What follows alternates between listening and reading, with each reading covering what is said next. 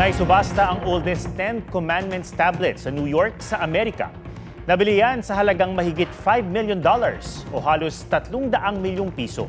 Tinatayang 1,500 years old na ang marble tablet na nahukay noong 1913 sa Israel. Nakaukit ang 10 Commandments sa Paleo-Hebrew alphabet na ginagamit noon ng mga Hudyo. Bagong taon, bagong 50, 100 at 500 polymer bills ang mahahawakan. Silipin ang disenyo at alamin kung saan pwedeng makapagpapalit sa report ni Mariz Umali. May iba na kapag tinanong kung anong gustong matanggap ngayong Pasko, cash o pera ang sagot. Kaya saktong-sakto raw ang ipinasilip ng Bangko Sentral ng Pilipinas ng mga bagong pera. Ipinresenta kanina ng BSP kay Pangulong Bongbong Marcos ang polymer bank notes. Ito ang itsura ng mga bagong polymer bank notes o pera na makikita na natin sa sirkulasyon simula sa susunod na linggo.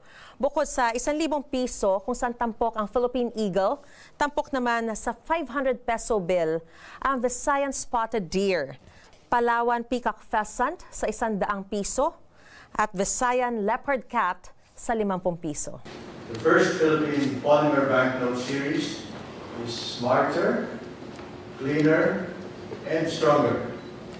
Smarter because they have advanced anti-counterfeiting features and a smaller carbon footprint. Cleaner because viruses and bacteria do not survive on polymer as long as they do on paper. And stronger because they last longer than their paper counterparts. Maaari na yang makuha sa mga bangko at magamit simula December 23, pero limitado muna sa Greater Manila area. Simula sa Enero, inaasahang masisirculate ito sa buong bansa. Pero kahit may bago ng pera, maaari pa rin gamitin ng mga lumang perang papel. Pero dahil mas matibay, mas practical daw ang polymer notes. Polymer banknotes can last up to 7.5 years, 5 times longer. And that means that we no longer need to replace them as often, saving money, cutting down on waste, and making a meaningful contribution to protecting the environment. Pwedeng ito, Pep. Bawal planchahin. Opo, plastic po ito. So, talaga. Mariz Umali nagbabalita para sa GMA Integrated News. Kapag winter vacation, unang naiisip ng mga Pinoy ang Japan o Amerika. Pero may experience din ng napakalamig na panahon sa Vietnam. G tayo dyan sa report ni Oscar Oida. I-ready mo na ang winter jacket dahil pupunta tayo sa Vietnam. Tama ang narinig mo. Na-surprise din sa malamig na panahon si Girlie nang mag-tour sa Sapa, Vietnam.